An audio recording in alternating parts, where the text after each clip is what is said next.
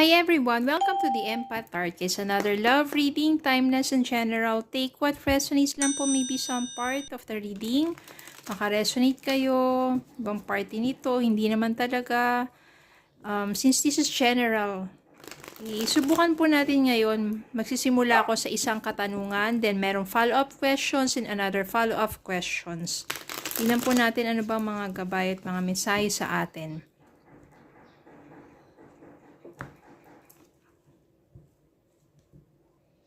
Yan. So, first question, tingnan po natin. Pwedeng answerable by yes or no. Kung iniisip ka ba ng person mo, kung sa mga panahon na to, kahit matagal na kayong hindi nagkikita, nagkakausap, iniisip ka pa rin ba niya? Sumasagi ka ba sa isipan niya? Okay, yes or no.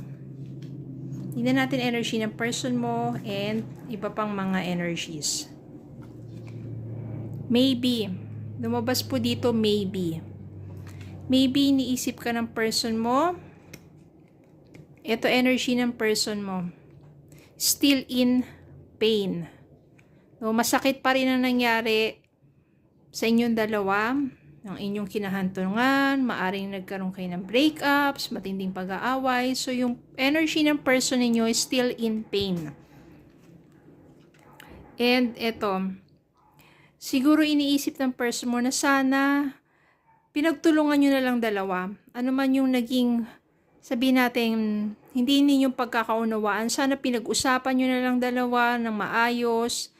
No, kumbaga nagkaroon na lang dito ng teamwork. Merong cooperation na lang, merong maayos at pag-uusap. Sana winork out nyo na lang ang inyong relationship na hindi na nauwi pa sa heartbreaks or breakups. So maybe your person is still thinking of you. Okay, kung iniisip ka ng person mo, maaari bang puntahan ka niya para mag-ayos kayo? Mag-effort pa siya? Mag-approach ba siya? Mag-reach out ba siya? Para makapag-usap kayo? Para makapag-ayos kayo? Tignan po natin ngayon. May pagkakataon ba na makikita kayo at magkakausap kayo ng person mo?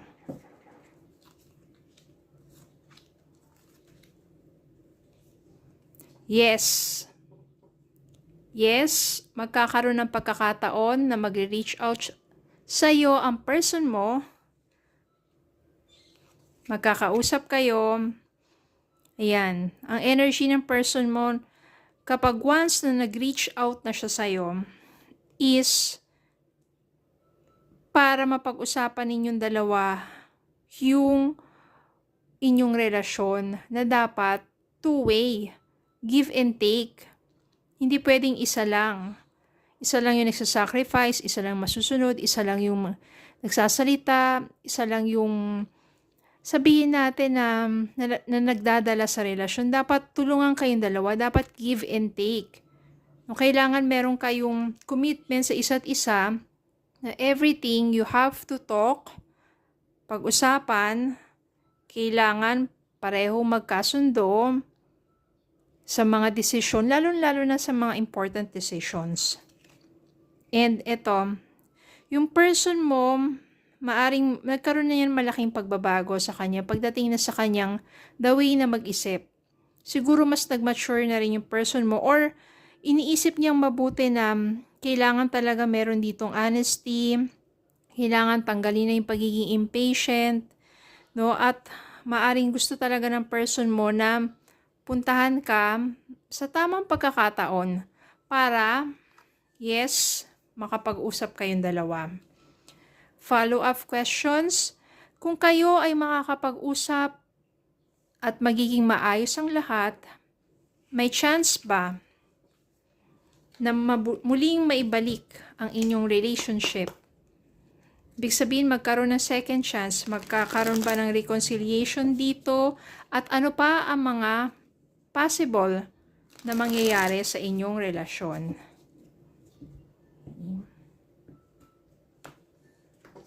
Tingnan natin ang mga possibilities.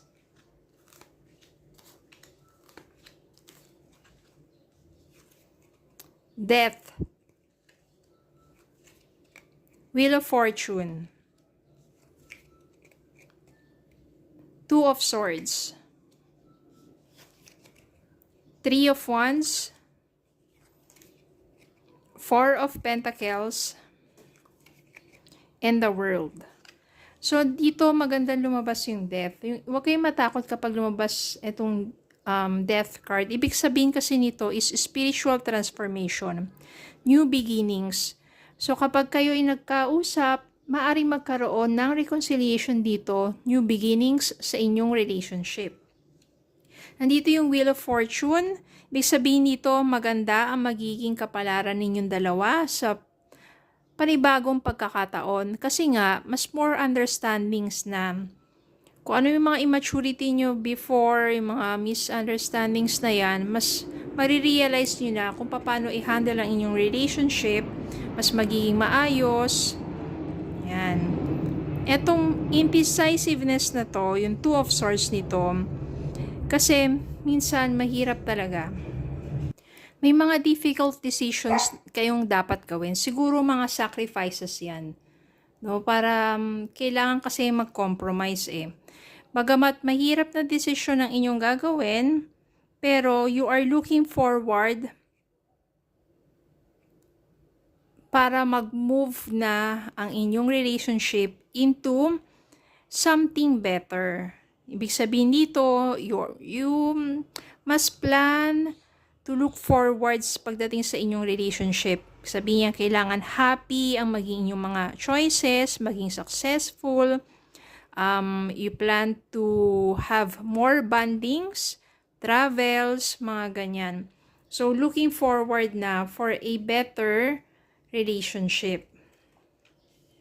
Meron lang ditong kailangan lang din na maging tight kayo pagdating sa inyong finances. Ibig sabihin yan, hindi dapat maging waldas. So, dapat magtulungan din kayo kasi if you are planning for the future, dapat magtulungan kayong dalawa na mag-save, diba? Para na rin, especially when pag nakikita mo na ito na yung taong gusto mo makasama habang buhay, diba? Kailangan meron kayong plano to earn and to save more para magkaroon kayo ng financial stability, especially when building your own family. And yung the world dito, ibig sabihin yan success, achievements, fulfillment of your dreams. Siguro kasi talagang mahal nyo naman ang isa't isa, nagkaroon lang ng mga hindi pagkakaunawaan, napunta sa matinding pag-aaway, breakups, pero ang totoo niyan is mahal nyo yung isa't isa. Darating lang yung time na doon na when the right time comes, kapag humupa na yung sabihin natin medyo may kirot, galit, mga ganyan. At mas na-realize din yung dalawa na kailangan you have to forgive, to accept, and to start over again with your relationship.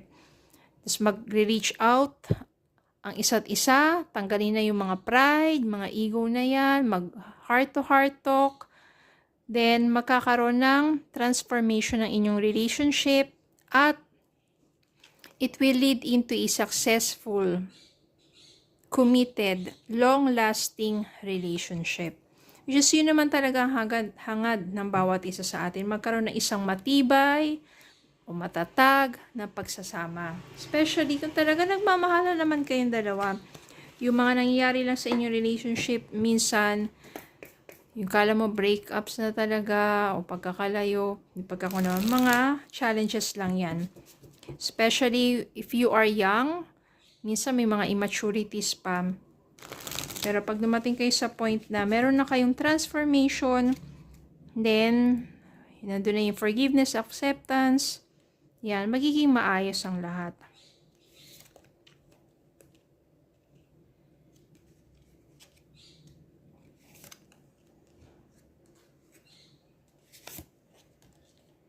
Make the effort. This love is worth taking risks. You are called to move forward.